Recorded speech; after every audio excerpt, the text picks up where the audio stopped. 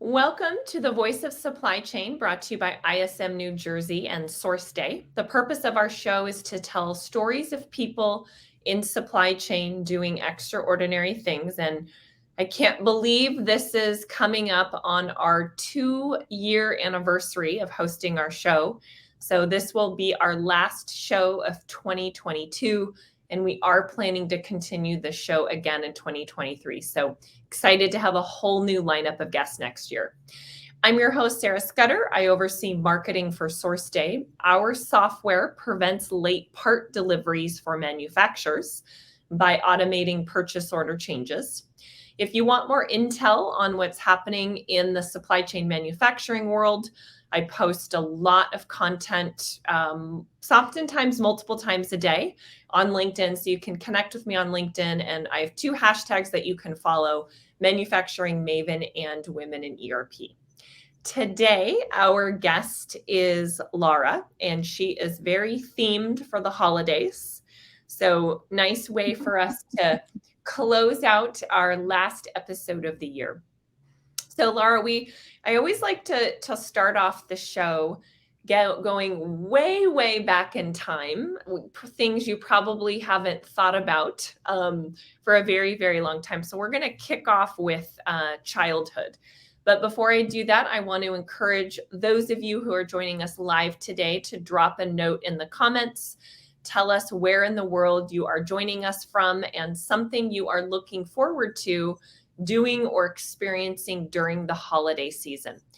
Lara will also be answering questions from the audience throughout the show. So if you have anything that you'd like to ask her, drop that in the chat as well. And I'll be making sure to monitor that as those come in. And Kathy from ISM wants to welcome everyone to the Voice of Supply Chain show as well. Thanks, Kathy, and love working with you on the show. So Lara, to kick us off, we're going to start off with favorite childhood memory. Sarah, Kathy, thank you for having me today. I am so excited to spend this time with you and with the audience, and please do ask questions. And I think of that within the context of childhood, where curiosity was kind of central to who we were as children. And as time goes by, we become more and more busy, our minds become more and more occupied, so that curiosity kind of takes a back seat. But as I think about that, one of my favorite memories is I grew up in Southwest Virginia, and my mother's parents, my grandparents, lived about an hour away. They would come every Wednesday when we got off from school. Appropriate that today is Wednesday. And they would take us out to dinner and to the mall. And I don't know whether you're old enough to remember that going to the mall was a thing, and you would walk around and you would shop and you might get a treat. But that was really special for me, not just because I got to spend every Wednesday eating out with my grandparents, but also because my grandmother would always come into the house with a big paper shopping bag for me and a different one for my sister. And it was our goodie bags, or she called them care packages. And so you never knew what was in the bag. And it was simple things, but things that she had especially picked out for each of us based on our taste and preferences. And so that's a really special memory to me, that they very intentionally spent that time with us, but also made it very personal to each of us individually. And of course, as soon as I finished looking in my bag, I was curious as to what was in my sister's. And then we're doing this comparison of who got the better bag this week. But that was a really incredible, special investment in the two of us growing up that I remember very fondly. I also am impressed with the consistency. I feel like life gets busy, and the fact that they made an effort to do it every single week, I think shows a lot to the commitment and the importance of family. 100%.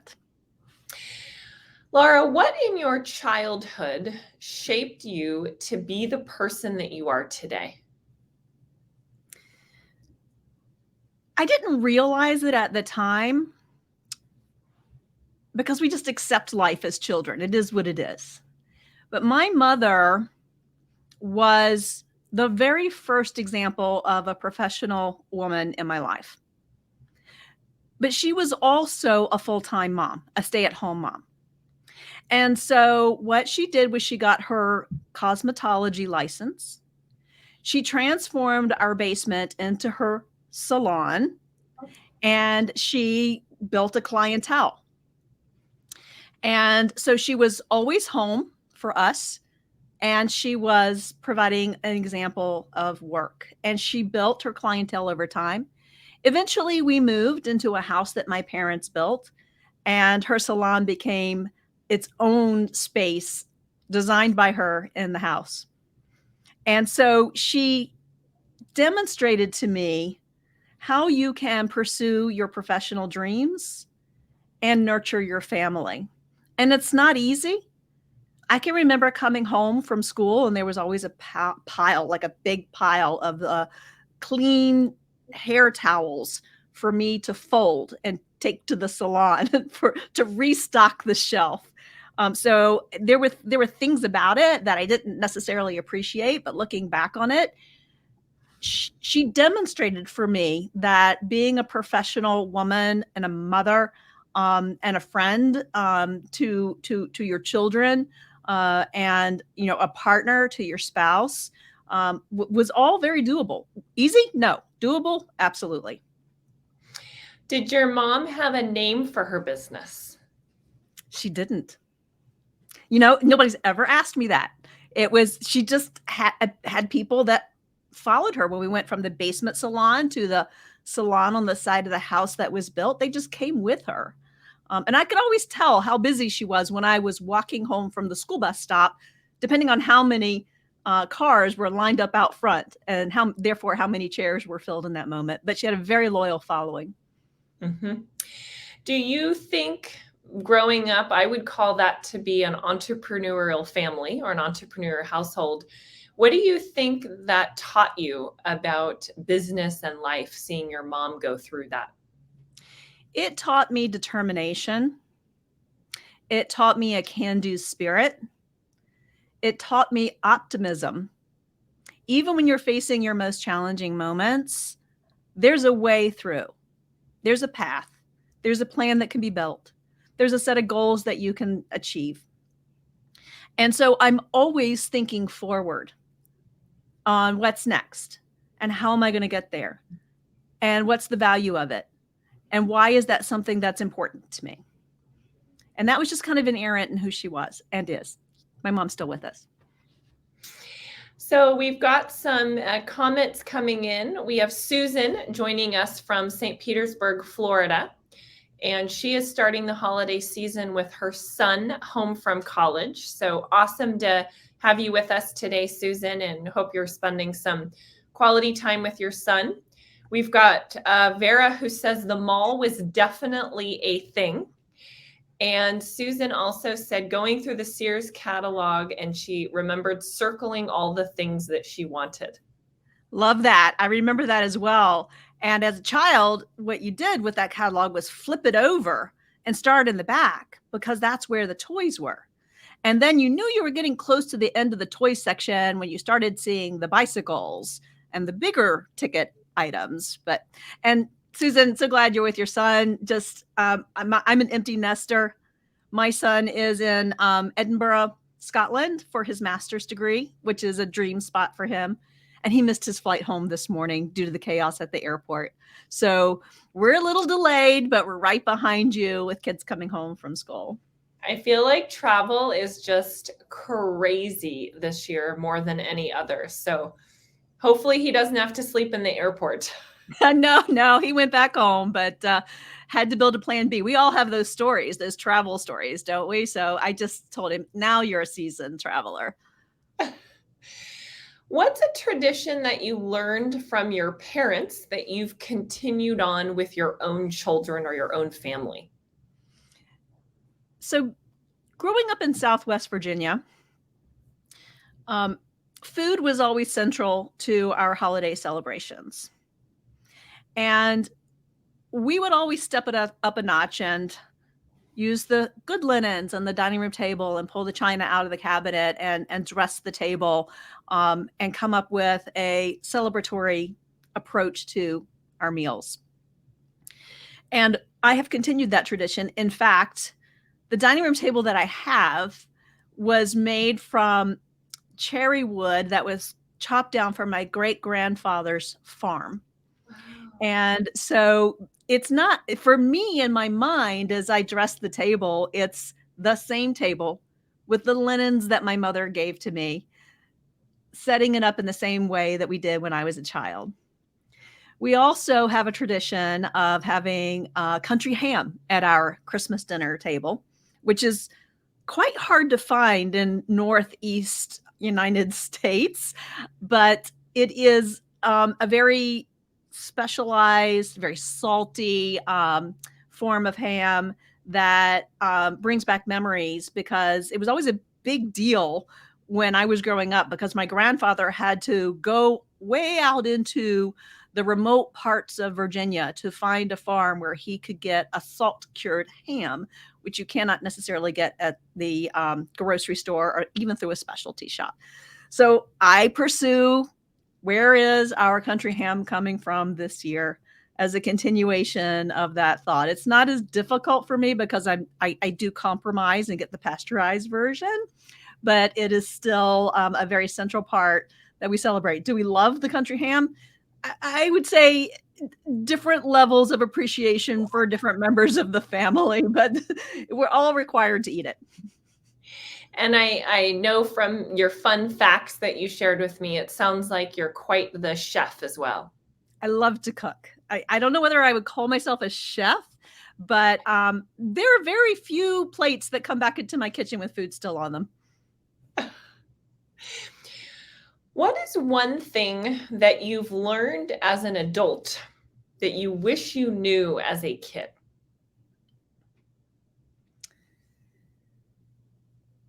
So, on the light side, the answer is no matter how many times I'm told, I do not believe when I do believe when someone tells me this year they're removing the word gullible from the dictionary. I believe everything you tell me. And so that gullible side of me has always been there. And I wish I had a little bit of a critical side to the way I think about that. But I think on a more serious note, I wish that I had learned the skill that it's really okay to leave some things for future Lara to work on. There's always this sense of accomplishing everything that's on my plate in a day, achieving as much as I can towards something that has been presented to me in that moment. My daughter shares that trait, and I was just talking with her in the last hour as she is writing and preparing finals, and she's not very good at leaving things for her future self either. So I wish I had understood it's not all that important in this moment. It will unfold as it should. Does this mean that you're a to-do list maker and you can't sleep until every single thing has been crossed off? That was the previous Lara. Current Lara and future Lara still makes lists, still writes notes, still carries a notebook with her wherever she goes, still refers to it multiple times throughout the day, but some things can be left on the list overnight. Mhm. What did you like best about being a kid? It's going to be an unusual answer, Sarah. When I reflect back on my childhood, and what was really important to me was the evolving independence that came with age and the acceptance of responsibilities as they were provided to me as time went by. Having an allowance, being able to drive the car, ensuring that I managed my own time, not having to report out on grades. Just the ability to be responsible for myself was really important to me. And I can look back and think about how that has progressed. And I've been very intentional about progressing that with my kids too, who are now, more or less just young adults on their own. Mhm. So, one of the things when I was doing some research, prepping for you to come on the show, that we both share a potential love and passion for marketing, but you chose to major in marketing in college, as did I. So, would like to dive into a little more about why marketing and what did you learn from your college experience in marketing? It's a pretty underwhelming answer, but I know what I was thinking at the time. So I entered college thinking I was going to become a marine biologist. And why is it that so many of us knew about marine biology and pursued it? I've never figured that out. 2 attempts at introductory chemistry, 2 failures at introductory chemistry, and I decided I wasn't a biologist after all. And so I went to the advisory office. I went to a very large university, and I didn't get a lot of help there.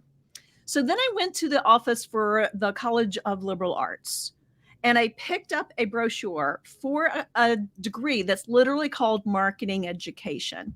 And it is a dual degree. You get a teaching certificate and a marketing degree, a Bachelor of Science in Marketing. It's kind of an And so interesting combo.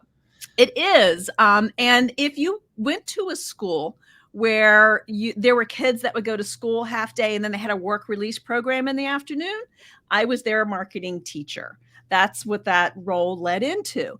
And so, what I really liked about that is the flexibility that it provided to me. And I can remember explaining to my family over Christmas break.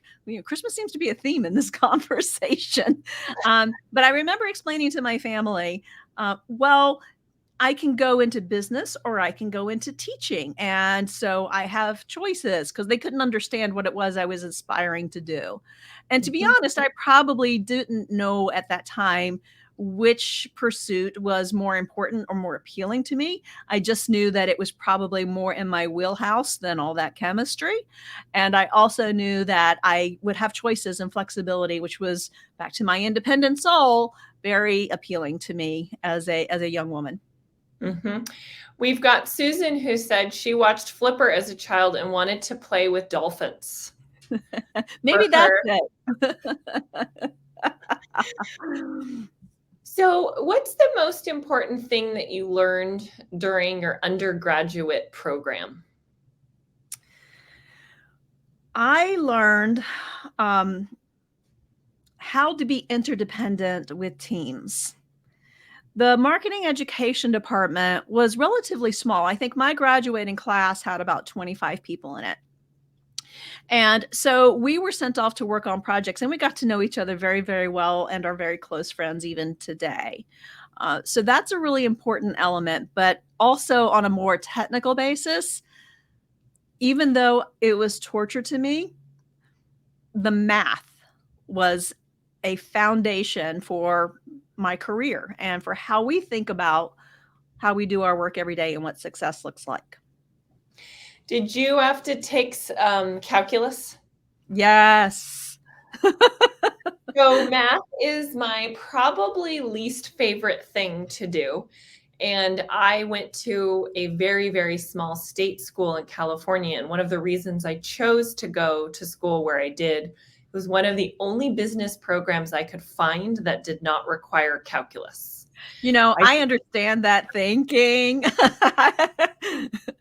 I did not think I would pass, and I really wanted to major in business with an emphasis in marketing. So I got very creative about finding a school. Now, I still had to pass algebra and statistics. Statistics was not my favorite thing, but I feel like it was much better than calculus. So I can absolutely relate to not loving math, but it sounds like it worked out in your favor. My very last final in my very last math class that was required for my major, it had 4 or 5 questions on it, and I would run the formulas for the questions, I would arrive at an answer that made no sense, and I panicked. And so I wrote down the steps and the rules that were applicable to each of the problems. And I can remember squishing the words in the very bottom of the page. And then I put a note to my professor, if you will just pass me in this class, I swear I will never take another math class as long as I live. And I got a C. Work in the system. I love that. Oh, yes. Creative around math, just like you, Sarah. Worst advice you received in college? Stay in your lane. That one wasn't even hard. And from a very influential person that was really trying to help me understand how to succeed, but with a very limited expectation of what I could do. Best advice you received? Do what you're really good at, sharpen your strengths. Don't worry so much about your weaknesses. Somebody else will come along that will augment you, that has those weaknesses as strengths. So you'll go further in life by sharpening what you do well, recognize those things, be proud of them, and work on them. You had kind of a dual major. It sounds like it was marketing and education. When you were going to school, what did you think you wanted to do after graduation? Well, I had very lofty goals. My first goal for myself was to obtain an MBA, which I never did. My second goal for myself was to get a big corporate job so that I could have an office. And then my third goal for myself was to use my ability to influence to change the world. So let's dive into. So I also do not have an MBA. School is not my favorite thing. I come from a pretty entrepreneurial family, and school was never just a huge focus for my parents' siblings. So I did go to college, but doing additional was just not something that I was interested in. So why no MBA for you? That's an interesting question, and I have a love of learning, and that's a major part of the theme of my life, from college all the way through to even what I do today. Um, I enrolled in MBA school. Oh. I took the required exams. I was accepted. I signed a lease, and I was all set for fall. This was right after I graduated. But I come from a family of blue collar workers. My sister and I were first generation college graduates. And my sister was older than me, had graduated, and was in her own successful career, and having been very happy with the path that she is on. And my mother, who didn't quite understand why continuing education was of value to me, very much wanted me to start earning a paycheck. And so she literally picked me up at school. She said, just take 2 interviews, just 2 interviews. I'll drive you to the interviews. So I did. I got one of those jobs, and my best friend in college got the other one. And so there was this pressure to become a productive member of society. And there's no blame in that. It's just a different perspective. And it's true what they say, that if you take a pause from your education, life moves on, and it's very challenging to go back. So while I have not earned an MBA, I have earned a certificate in teaching in technology, which put me on my technology path. And I am currently in the last phase of earning my CPSM. So there are other ways in which I have been fulfilling some of those needs and desires for myself to continue learning. Yeah, my parents had a significant influence in that path. Do you regret not getting an MBA? I do, but I feel like our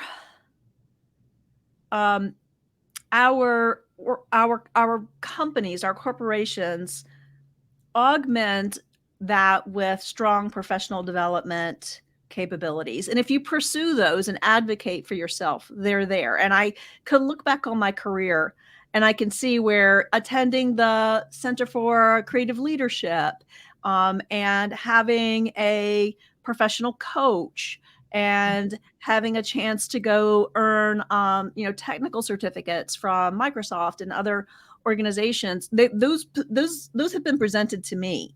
And so while I would have liked to have had the foundation of an MBA, I think it would have put me on a very different path. And I like the path that I'm on. I'm proud of myself. I would argue MBA and extended education becomes less important as you gain more experience. I would argue that as well, Sarah. I totally agree. I think if you're fresh out of college, I know I'm asking this because this question comes up a lot. I'll get people who are thinking about careers in supply chain or are new to the industry, and they'll say, should I go back and get an MBA, right? Should I go and get extended? And for me, I'm kind of biased because I don't have one and I don't think it's impacted my career at all. I also have gone more the startup route, right? Which is very different. But I think it very much depends on where you are in your career.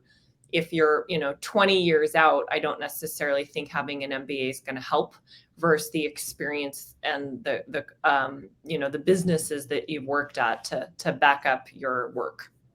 I agree with your perspective. And as a longtime hiring manager, as I look at the credentials that a mid-level professional or mid-career professional is bringing to the table, it's much more of an influence on me that they have that career experience. They can articulate specifically their achievements at each stage of their career. And if they've demonstrated ways in which they've improved themselves through professional development, that to me weighs much heavier than having additional degrees. Yeah, exactly. So you graduated and had 2 interviews. One your best friend got, you got the other one. So tell me how you started your career. When I say career, I guess I should mean paying first job type thing. It felt like I was very much on my own because I moved to Northern Virginia. My first job was in Stafford County School Systems, which is right outside of the DC metro area.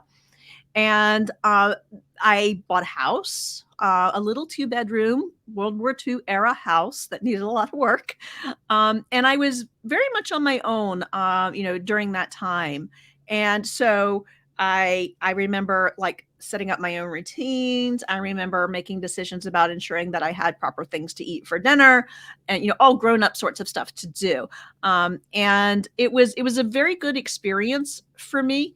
And I built relationships in the community. So as the work release teacher, so to speak, my job was to match my students with jobs that would align with their interests. And then in the classroom, I would teach them skills, customer service skills, counting change skills, very practical skills for, interfacing with the public, because it was a marketing role. So many of them worked in some sort of retail.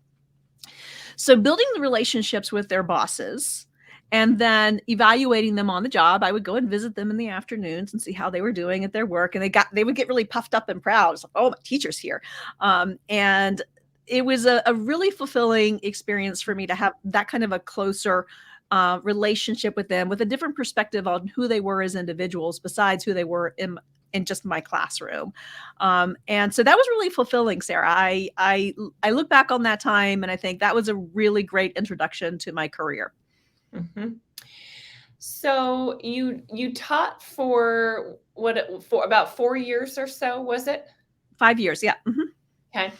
And then you transitioned to working, so kind of more government route into working for, I would say, a pretty corporate gig at Wells Fargo. So tell me about how you made that, I would say, pretty drastic transition.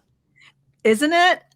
So it is a bit of a 180. And, I pulled out of my quote bag of tricks what I had used during my college years to sell my family on this really cool major that I had discovered, because part of it was, hey, you can go the teaching and education route, or you can go the corporate route. I was interested in moving into corporate America because, and this is like a sad observation, which many people will relate to, I worked too hard as a teacher. And I was dissatisfied with the experiences in my classroom, because my time that should have been spending building curriculum, lesson plans, designing projects, things that my kids could use as good experiences for their education. I ran the canteen. I did bus duty. I had after school adult education programs. I literally had no time. And so my whole reason for going into teaching was the love of the learning experience. And I loved it less and less each year as I did a rinse and repeat on my curriculum. When I switched over to work for Wells Fargo, which at the time was First Union Bank, a regional bank, deregulation, came along, and so banks grew, and I grew with them. I was hired as an education consultant into the technology department. And what they needed was educators like myself who could write curriculum for bank employees to get familiar and comfortable with the technology that they had in front of them to do their jobs. So the tellers that were hired that had the green screens and the little function keyboards in which to process transactions for their customers. So I taught them how to use those systems. My big claim to fame was I wrote all the curriculum for the bank to transition the entire bank over to Windows 95. What were they using before? I might be scared to ask. Yes, everything. So we had OS 2, we had Windows 3.1, we had people on DOS, and then we had people that had never put their hands on a keyboard in their lives. So I wrote 4 different sets of curriculum to transition everybody to the same platform. Wow. Yeah, it's kind of an interesting transition from education into corporate and using some important skills to be able to teach people things in a very simple and easy way to understand, which I feel like educators should be leveraged more for roles like that. I was very fortunate, and I loved what I was doing. The bank pretty soon discovered through, I guess, my curriculum writing and the classes that I taught, that my self-motivation for quality was quite high. And so they progressed me into special projects where we were doing, this is my first introduction to what I now know as transformation, process engineering and process improvements, even things that were as simple as rationalization.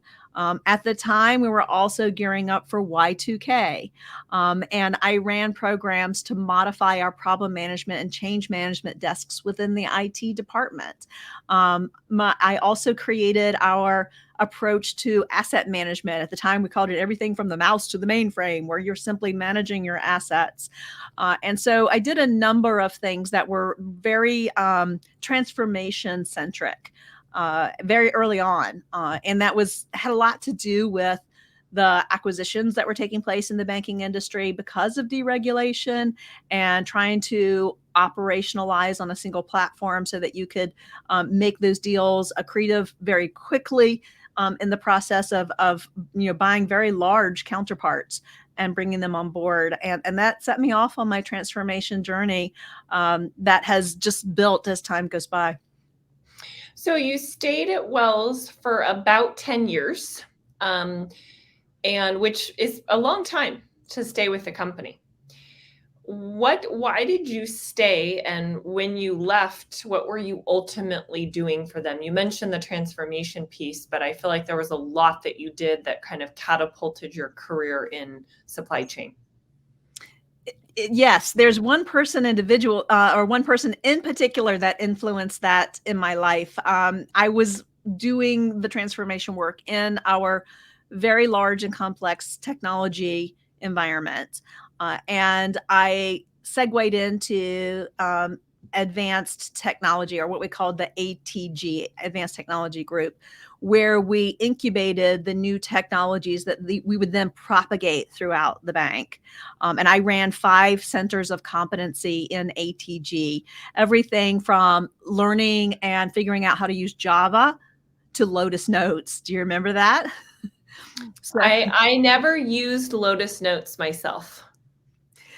I liked Notes. I thought it had a place, and there's some version of its functionality that still exists today in the SaaS technologies that we use. So I was doing advanced technology incubation type work, and so I had learned as the years go by many different aspects of running technology organizations, and I thought one day I would be a CIO. That was my path. But somebody in the sourcing department, our chief sourcing officer, saw in me that I had very good skills. This is the do what you do well piece in vendor management and vendor relations. And he recruited me to become the chief sourcing officer for technology and operations for the bank. And so with that, I pivoted into what was probably the earlier version of procurement for the bank, and began running very important relationships with companies like Microsoft and Oracle and Dell, and figuring out ways in which to generate value for the bank, learn how to run solicitations, figure out how to ensure that we are able to get the most for our money. And that came very naturally for me. So I took that role with that influence from Bill Huber. Hi, Bill. And I stuck with that for a long time. When I left the bank, I was taking with me the supplier management skills that I had learned. And that was my first role at Tyco. Yeah, and one of the things when I was looking at your profile and kind of diving into your career advancement at Tyco, it says you designed top to top 360 partner program. And I think this kind of goes along with your supplier collaboration, working closely with suppliers as partners. So would like to have you kind of dive into talking about what is a 360 partner program. It was a made up thing that I generated for the purposes of solving a very specific problem at Tyco. When I joined the company, we were a $66 billion conglomerate in more than 50 countries. And I was part of the team that was hired to be the cleanup crew coming in after the incarceration of Dennis Kozlowski, for those of you who are history buffs. Dennis Kozlowski was the CEO who was jailed. I think he's still in jail for misappropriating funds of Tyco. Of the top 300 leaders at Tyco, when I joined, 296 of us were new to the company. So we would joke and call ourselves a $66 billion startup. But if you know Tyco history, we began the process of trying to figure out how do we operationalize the conglomerate into a corporation, and how do we focus on our core competencies. So the core competencies ensured that we were really scrutinizing each and every one of our lines of business. And so we began divesting. So from a $66 billion company, we moved into a $42 billion company. From a $42 billion company, we divested again, and we are now a $20 billion company. Then a $12 billion company. So in addition to creating separation agreements and transition services agreements and figuring out how to replicate relationships with very key suppliers and ensure that we had the integrity of what was secured as a $66 billion company, we had to learn how to get creative to protect those relationships. So the 360-degree partner program was established. And the goal was to connect and partner and create transparent, authentic relationships amongst senior leaders who would then find the points of light that would allow us to be able to grow together in a healthy way. And you only do this with your most valued suppliers, of course.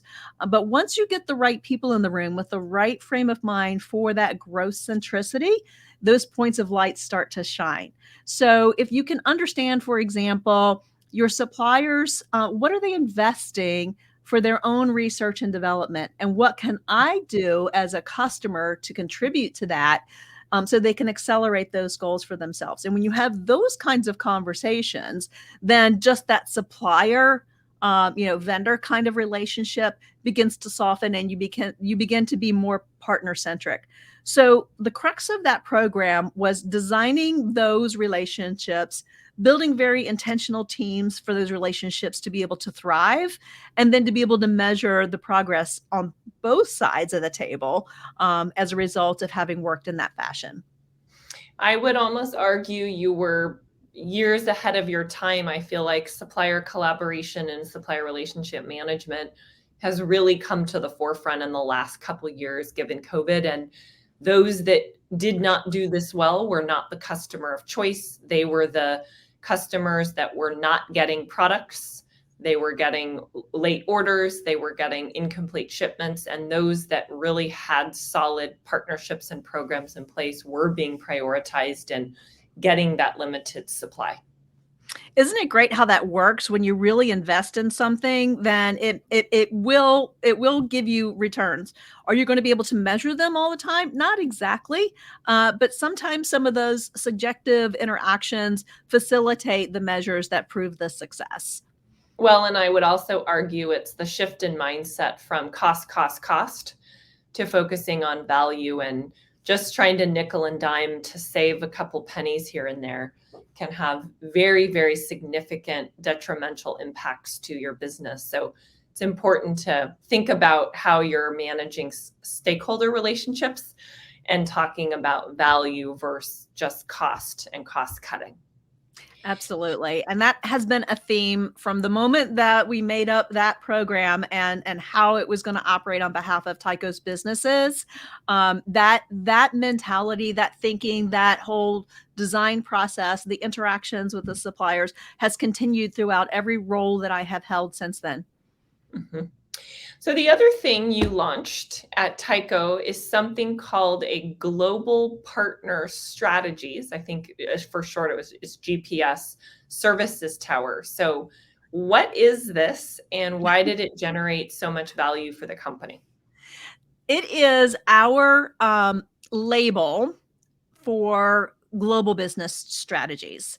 So I was the orchestrator, the designer, and the implementer of outsourcing and offshoring strategies for several of our back office entities at Tyco, including beginning with application development and maintenance, and also extending that through other types of support for our IT organization. In many of our organizations, IT is a very, very big spend, very difficult to see the ROI.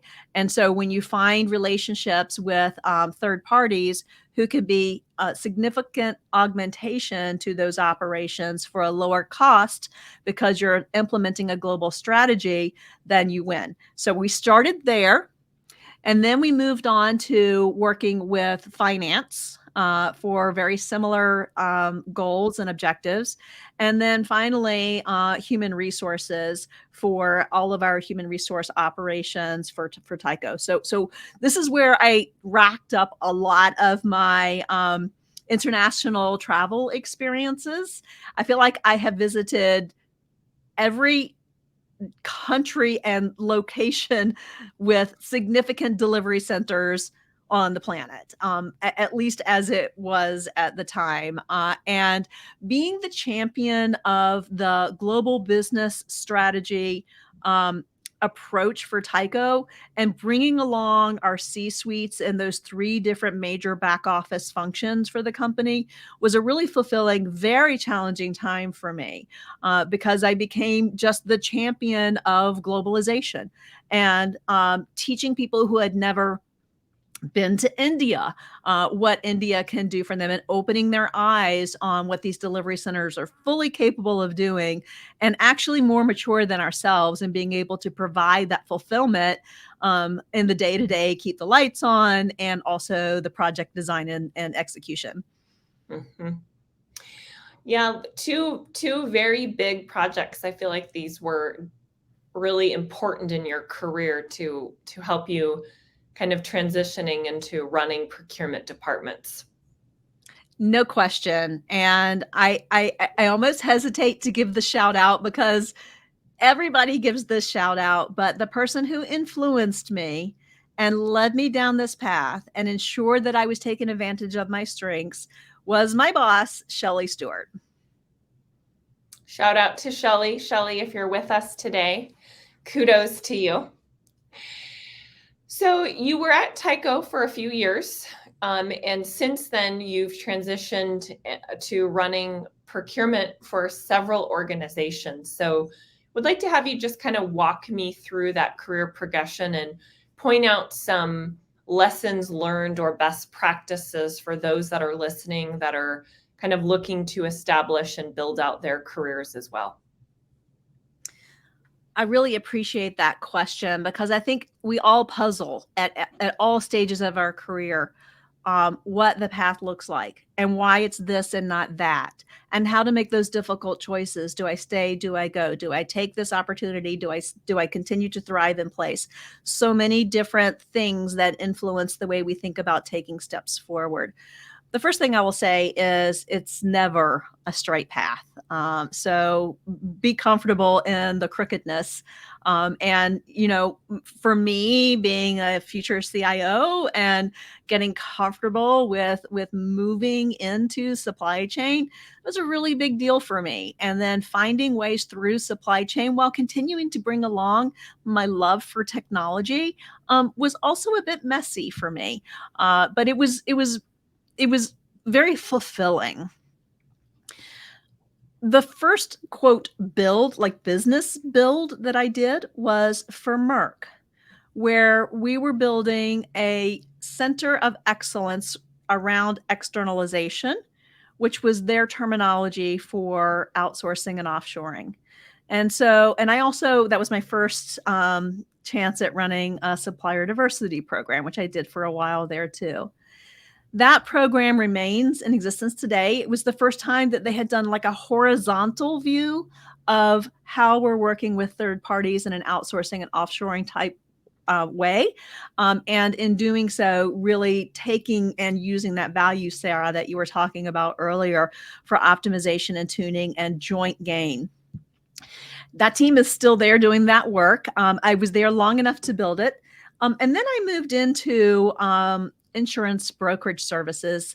And I chose that role because it was a company that had nearly gone under during the financial crisis, recognized that they were operating inefficiently because all of their acquisitions were inorganic. And so those operations kept running independently of one another. And they really wanted to unlock the value of the corporation, which that goes back to, I pulled a lot from my Tyco days in helping them set that up. And they were building their first ever procurement department, and they chose me to be their head of procurement. First ever, meaning literally from scratch, no one had a procurement title. Correct. Get this. I walked in the door and I said, "Hey, who's our biggest spend with?" There was no answer. Crickets. And they were really proud of themselves because they had recently implemented a corporate card program. I said, "Excellent. Who's it with?" "American Express." "Cool. Give me the name of our account representative. I want to talk to them." "Oh, we don't have one." "How do we get cards?" "Well, when we run low, we call the 800 number on the back of the card and we get them to send us another batch." So this was where we started. It was fun. It's what I call ground zero. Yes. And that is, I think that is a hallmark of, I make stuff up as I go and I make it make sense for the business. And if I were to provide any insights to our listeners, based on my experiences, don't be afraid to make stuff up if it makes sense to the business. And so the first and foremost thing you must do while you are a procurement professional, a supply chain professional, a supply management professional, and you probably have a lot of credentials within your field, know your business. Know your business. Know what you sell, why you sell it, what are your margins, how are you growing it, how are you investing in what you're going to do next as a company, where are your biggest wins, what are the things that are dragging the company down. Know the front of the business, know how the middle part of the business operates. And by doing so, you can bring all that expertise that you have and you can make it relevant to the company. Without that connection, you're simply operating. And that's going to get you somewhat down the road, but you won't have the opportunities to build from ground zero as I did. Mm-hmm. So you have a love for technology and have spent some time, I guess we would call it in the IT sourcing space. Is that correct? I think that's true. That's true. Yes. For those listeners that are either looking to advance their careers in IT sourcing or get into that part of the business, what advice would you have? Because I think a lot of times people have hesitation. They'll say, I'm not an expert in technology, or I'm not an engineer, or I'm not a programmer. So how can I do this? It's a very good question. You don't want to be a programmer or an engineer or an IT expert because there are people in the organization that bring that to the table. You want to be able to build those partnerships and to create an appreciation for the perspective or the street corner that you bring to the table as you're solving for those objectives and challenges for IT. You will learn how to speak IT. I did, and I didn't. When they hired me way back when at the bank, I couldn't even figure out how to use a mouse. So if I can do it, you can do it. And it's more about building the relationship so there's confidence when you go to your third parties and you are asking them to do something differently, more broadly, less expensively, maybe innovatively. It is inclusive of your perspective because your IT counterparts aren't going to be thinking that way. So by building those relationships and creating a joint approach to your supply base, you're going to be much stronger, and it gives you a place to be very creative. I can remember having many conversations while I was doing IT sourcing with my IT counterparts, convincing them to allow us to do explorations. Telecom was one of the spaces in particular. And when we were able to approach the supplier community in a very creative way or in a way that was appealing to them or allow them to be able to add to their product set because of what we were asking for, then it was their eyes would open up. My IT counterparts' eyes would open up and say, this is an essential way to do business. We've never done it this way before. We've never invested the time to be able to create these joint base of operations with our third parties, but it's genuinely working and we're getting so much more value than we ever thought we could. Mm-hmm. Yeah, when you were just talking and for the last hour or so of our combo, it almost sounds like you more approach things like a business strategist, right? You have a business hat and you're assessing and looking at everything. Procurement and supply chain is a part of it, and that happens to be the function you work in, but you have more of a global look and a viewpoint of the entire business, which I think is so important for people in supply chain. It is a critical success factor in my career, no question. And I want to be able to share what that means for me in my current role, which I consider to be a capstone role. I am working for cancer research. And while I can barely spell the word cancer, I know everybody on this call has had cancer touch their lives in one way or another. And our mission is to learn from and improve on the lives and experiences of every person experiencing cancer. While I am not a cancer expert, I have some extraordinary colleagues who are. And if I can unlock their time, unblock their resources, give back to what they need in order to genuinely channel themselves in that effort, then I am doing my part in a very valuable way that's going to ensure that we move faster, better, more effectively, smarter, and more completely in the fight against cancer. So I see what I do as fighting cancer. And you know what? Thinking of it in that way makes all the difference in fulfillment for me. Mm-hmm.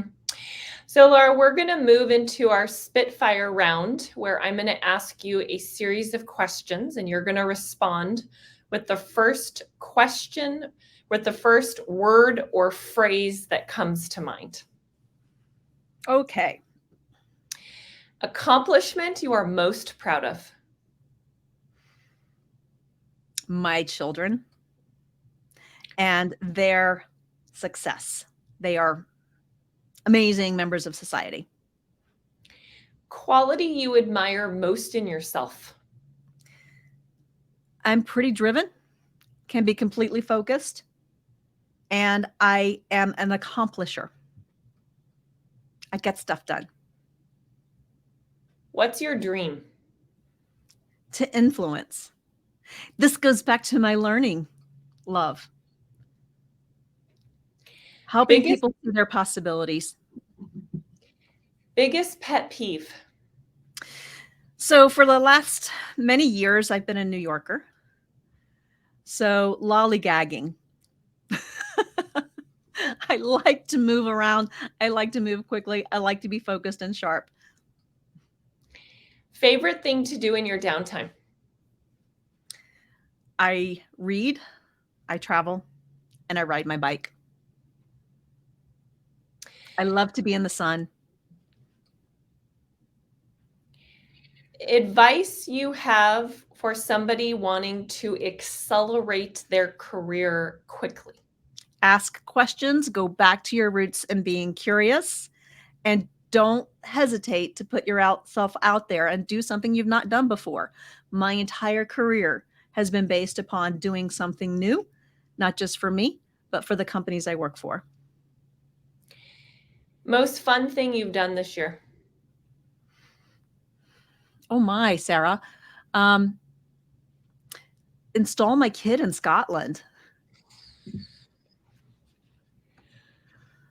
All right, this brings us to the end of our show. Lara, I want to thank you for joining us. I encourage you to connect with her on LinkedIn and follow the awesome work she is doing in supply chain in the cancer space. Our next show will be January 18th at 2 p.m. Eastern Time. Thank you for joining. And Sarah, it's been a pleasure.